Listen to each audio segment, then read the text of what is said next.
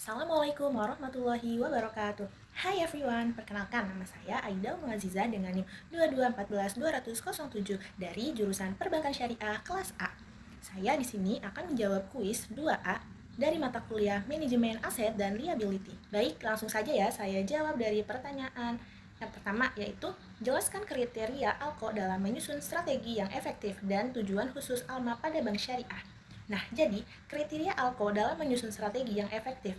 ALKO adalah Komite Manajemen Aset dan Liabilitas yang bertujuan menyusun strategi pengelolaan aset dan kewajiban bank agar tetap seimbang dan sesuai prinsip syariah. Dan untuk menyusun strategi yang efektif, ALKO harus memperhatikan beberapa kriteria berikut. Yang pertama yaitu kepatuhan terhadap prinsip syariah. Jadi, setiap strategi yang disusun harus bebas dari unsur riba, goror atau ketidakpastian, maisir, dan aktivitas haram lainnya.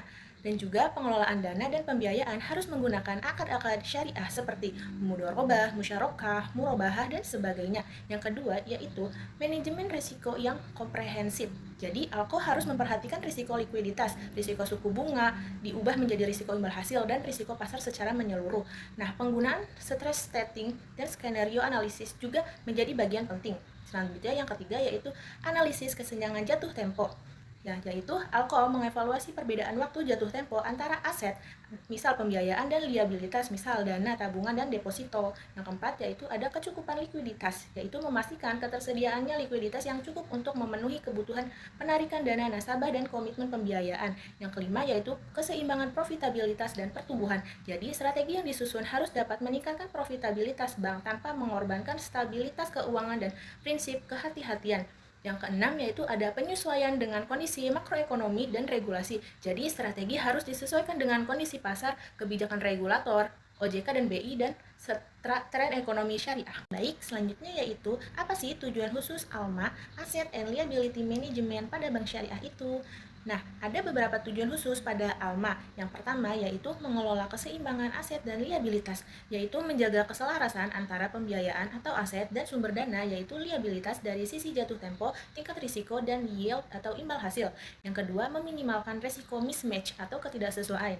Jadi maksudnya itu untuk menghindari mismatch antara dana jangka pendek dan pembiayaan jangka panjang yang bisa menimbulkan risiko likuiditas. Yang ketiga yaitu menjaga stabilitas likuiditas, yaitu menjamin ketersediaan dana tunai atau liquid untuk kebutuhan operasional maupun penarikan dana mendadak oleh nasabah. Yang keempat yaitu ada meningkatkan profitabilitas bank secara berkelanjutan, yaitu melalui penempatan aset pada instrumen yang produktif namun tetap sesuai dengan prinsip syariah.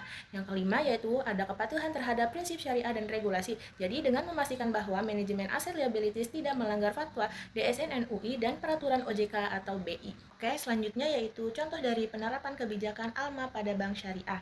Di sini saya akan memberikan 3 contoh. Baik, langsung saja contoh yang pertama yaitu penyesuaian struktur dana dan pembiayaan. Jadi misalnya ada bank syariah A menerima banyak dana mudharabah jangka pendek, misalnya 3 bulan, maka bank akan berhati-hati untuk tidak menyalurkan pembiayaan jangka panjang misal 5 tahun secara berlebihan agar tidak terjadi mismatch. Sebagai solusinya, bank dapat menyalurkan dana ke pembiayaan musyarakah jangka pendek misal untuk modal kerja 3-6 bulan. Bank juga menempatkan sebagai dana ke instrumen likuid seperti SBSN, sukuk negara, atau pasar uang syariah. Baik, sekian dari saya. Wassalamualaikum warahmatullahi wabarakatuh. Bye-bye.